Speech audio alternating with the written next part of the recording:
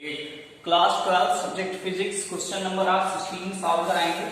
ठीक है, आप लोग न्यूमेरिकल शायद सॉल्व नहीं कर रहे हो, इस वजह से आप पूछ नहीं रहे हो।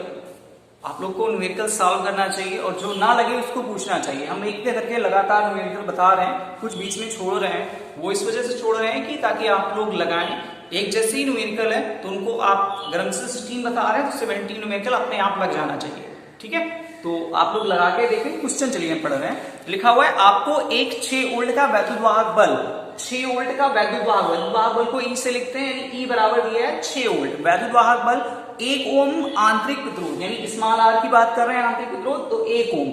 ठीक है, सेल के साथ दो बाह्य प्रतिरोध यानी कैपिटल R1 बराबर 2 ओम और कैपिटल R2 बराबर 3 ओम। ठीक है, ये दिया जा रहा है। फिर कहा जा रहा है दिए गए परिपथ में धारा क्या होगी, यानी आई बराबर क्वेश्चन मार्क, आई बराबर क्या होगा क्वेश्चन मार्क, आई निकाल के लाना है। फिर कुछ कंडीशन दिखाई जा रही है। फर्स्ट कंडीशन दिखाई जा रही है जब R1 R2 श्रेणी क्रम में जोड़े जाएं, तो R1 R2 को हम श्रेणी क्रम में जोड़ेंगे तो हमने फार्मूला पढ़ा है R बराबर होता है R1 प्लस R2, यही तो श्रेणी क्रम के लिए पढ़ा है। यानी यहाँ पे लिखेंगे 2 प्लस 3 बराबर कितना हुआ 5 ओम, यानी जो हमारा प्रतिरोध है वो कितने ओम का है, वो 5 ओम का है। अतः परिपथ में धारा कह सकते हैं, अतः परिपथ में धारा कितनी होगी, तो धारा आई बराबर आपने पढ़ा रखा है E अपान R होता है। तो E की वैल्यू जो है हमारे पास 6 है और R की वैल्यू 5 है, यानी ये आएगा आपका R की वैल्यू कितनी है R, और R आपका एक आंतरिक प्रतिरोध भी साथ में लगा है, तो इसलिए capital R plus small r, और ये प्लस 1 बराबर कितना होगा, बराबर होगा 6/6 बराबर 1 एम्पियर। जो धारा बह रही है, अगर श्रेणी क्रम की बात करें तो 1 एम्पियर की धारा बहेगी। क्लियर हुई बात? ठीक है, चलिए सेकेंड कंडीशन पढ़ाते हैं। सेकेंड कंडीशन है जब प्रतिरोधों को समांतर क्रम में जोड़ा जाए, जब प्रतिरोधों, सेकेंड कंडीशन आपको बता रहे हैं R1 और R2 को समांतर क्रम में जोड़ा जाए। चलिए सेकेंड कंडीशन पढ़ते हैं, तो लिखेंगे R1 व R2 को समांतर क्रम में जोड़े। चलिए समांतर क्रम में जोड़ रहे हैं तो क्या होगा, 1/R बराबर आपने फार्मूला पढ़ा है 1/R1 प्लस 1/R2, यही तो पढ़ाया गया। यानी 1/R बराबर होगा 1/2 प्लस 1/3, तो ये हो गया 3 2 5, 5/6, यानी R बराबर आपका आएगा 6/5 ओम, ये आया आपका। अतः परिपथ में धारा कितनी होगी, अतः परिपथ में धारा, अब परिपथ में धारा कितनी होगी तो आपने पढ़ा है I बराबर होता है E अपान R, यही तो पढ़ा है। और चूंकि स्मॉल r जो है वो आंतरिक प्रतिरोध है तो उसको और ऐड करना पड़ेगा, है ना, यानी ये हो जाएगा 6/5/6 प्लस 1, गुणा कर लेते हैं इसका, तो क्या है 6 और 6 का नम 6, है। यहाँ पे R की वैल्यू जो थी वो 5/6 नहीं थी, 6/5 थी, है ना, 6/5 रखते हैं यहाँ पे। तो 5 का नम 5, 6 5 11, यानी आएगा 11 और गुणे ऊपर चला जाएगा 5। ठीक है, तो ये आ जाएगा 2.72 एम्पियर। तो समांतर क्रम की बात करें तो ये 2.72 एम्पियर की धारा जो है वो प्रवाहित हो रही है। क्लियर है बात? तो आपको 16 नंबर न्यूमेरिकल जो है वो अच्छे से समझ में। चलिए 19 नंबर न्यूमेरिकल आपको बताते हैं आज। 19 नंबर न्यूमेरिकल ये देखिए फिगर बना हुआ है। ठीक है, अब आपको यहाँ पे 5 प्रतिरोध टाइप के दिख रहे हैं, तो जाहिर सी बात है हम ऐसे जैसे बात करें तो यहाँ से हम चलना स्टार्ट करेंगे तो इन प्रतिरोधों को हम आपस में नहीं जोड़ सकते कि हम इनको समांतर में जोड़ लें, क्योंकि इसका जो इसका तार लगा हुआ है वो यहाँ होना चाहिए, तो इनको समांतर में जोड़ते हैं, ये यहाँ लगा हुआ जाके। ठीक है, तो इनको हम समांतर या श्रेणी क्रम में नहीं जोड़ा जा सकता। तो अगर हम जोड़ नहीं सकते तो हल नहीं होगा, तो हम इसको फिर व्हीटस्टोन सेतु, आपको पढ़ाएगा व्हीटस्टोन सेतु, तो व्हीटस्टोन सेतु के रूप में इसको बनाते हैं। चलिए उसका फिगर बना लेते हैं। ये आपका फिगर ए है और ये आपका फिगर बी है, यानी नया जो फिगर बनेगा वो कुछ ऐसा होगा। यानी व्हीटस्टोन सेतु आपने पढ़ाया, कुछ ऐसे ही पढ़ाया गया आपको,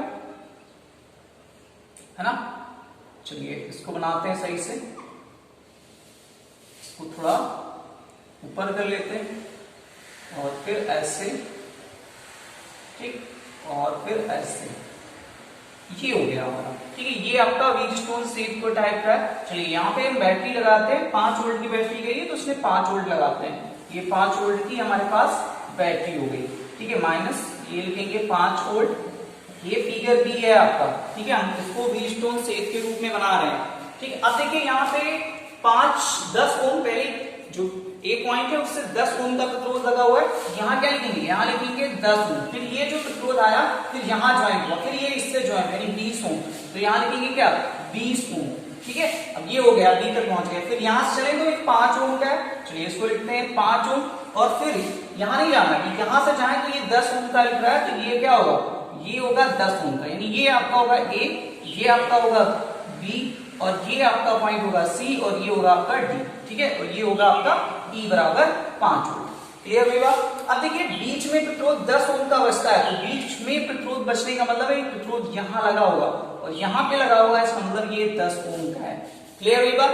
ठीक, अब लगाते हैं व्हीटस्टोन सेतु का सिद्धांत। तो ये आपको फिगर समझ में आया कि ऐसे इस तरह के फिगर को हम इस तरह बना लेते हैं, बन जाएगा। चलिए अब इसको हम क्या करते हैं, इसको मिटाते हैं, ये वाला मिटा देते हैं क्योंकि स्पेस कम है, इस वजह से इसको मिटाना पड़ रहा है। चलिए हटाते हैं इसको।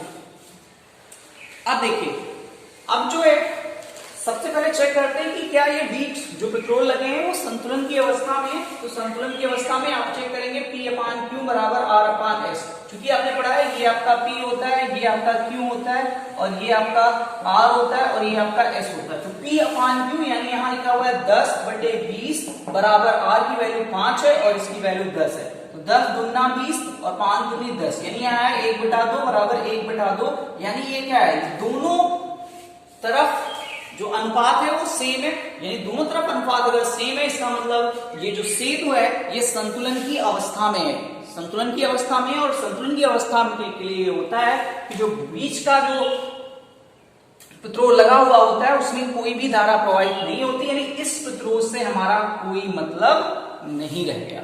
क्लियर हुई बात। चलिए तो ये हमारा से अतः हम कह सकते हैं अतः सेतु संतुलन की अवस्था में है, संतुलन की अवस्था में है, ठीक है। अब हम ये चेक कर लेते हैं, अब हम इसको सॉल्व करते हैं। अब देखिए ये काय में होगा, ये जो होगा प्रतिरोध ये श्रेणी क्रम में होगा, तो क्या लिखेंगे 10 ओम व 20 ओम को श्रेणी क्रम में जोड़ने पर, श्रेणी क्रम में जोड़ने पर, आपने फार्मूला पढ़ा रखा है, बार बार फार्मूला नहीं लिखते हैं। 10 + 20 बराबर कितना हुआ 30 ओम, ठीक है, ये आपका 30 ओम आया, यानी R1 बराबर 30 ओम आया। फिर ये श्रेणी क्रम में होगा, तो क्या लिखेंगे 5 ओम व 10 ओम को श्रेणी क्रम में जोड़ने पर, श्रेणी क्रम में जोड़ने पर, यानी ये भी होगा कितना R2 बराबर आएगा 5 + 10 बराबर कितना आएगा 15 ओम। तो ये हो गया, दोनों हमने निकाल लिए कि R1 हमारे पास है, R1 हमारे पास है 30 ओम और R2 हमारे पास है 15 ओम। अब क्या करेंगे, अब देखिए ये दोनों जुड़ के आ चुके हैं, ये दोनों जुड़ के, अब ये दोनों क्या दिख रहे हैं समांतर क्रम में, यानी क्या लिखेंगे यहाँ पे 30 ओम व 15 ओम को श्रेणी क्रम में जोड़ने पर, श्रेणी क्रम में जोड़ने पर, ठीक है। तो अब श्रेणी नहीं सॉरी समांतर होना चाहिए यहाँ पे। चलिए हटाते हैं इसको, यानी लिखेंगे समांतर क्रम में जोड़ने पर। तो 1/r बराबर आपने लिखा है 1/r1 प्लस 1/r2 होता है, यही तो फार्मूला पढ़ाएगा आपको, यानी 1/r बराबर 1/30 प्लस 1/15, यानी 1/r बराबर आएगा, गुणा करते हैं इसका 2 से, इसका 2 से, तो ये कितना आया 3/30, 3 से 10, यानी r बराबर आपका आया, ठीक है, r बराबर आया आपका 10 ओम। ये आपका वैल्यूएशन है, यानी जो टोटल पेट्रोल लगा हुआ है यहाँ पे वो कितने ओम का है 10 ओम का, ठीक है।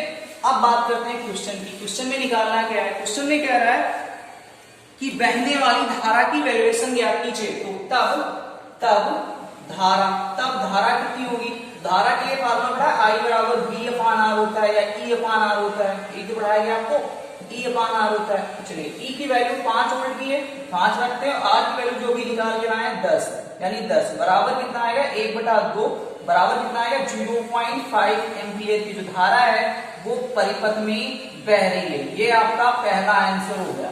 क्लियर हुई बात? ठीक है। उसके बाद कुछ और क्वेश्चन कह रहा है। क्वेश्चन ये कह रहा है कि परिपथ में शक्ति क्षय कितना होगा। शक्ति क्षय, चलिए इसको हटा देते हैं के लिए। शक्ति क्षय कितना होगा? तो शक्ति क्षय क्या होता है आपने पढ़ा है? शक्ति क्षय के लिए P बराबर आपने कोई फार्मूला पढ़ा है? P बराबर V I पढ़ा है।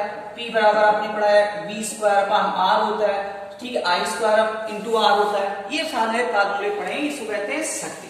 क्या कहते हैं? शक्ति। ठीक है, तो या सामर्थ्य। तो शक्ति क्षय के लिए V हमें पता नहीं है, ठीक है, तो हम कौन सा फार्मूला लगाते हैं? यानी P बराबर हम लगाते हैं I स्क्वायर R। ठीक है, तो P बराबर I की वैल्यू हमारे पास है 0.5 का स्क्वायर और R की वैल्यू है हमारे पास 10, यानी यह हो जाएगा 0.25 और गुणे 10, यह आएगा ये 2.5 और P का मात्रक क्या होता है? वाट। तो ये आपका इस तरह से आप न्यूमेरिकल जो है वो सॉल्व करोगे। ठीक है, कोई दिक्कत?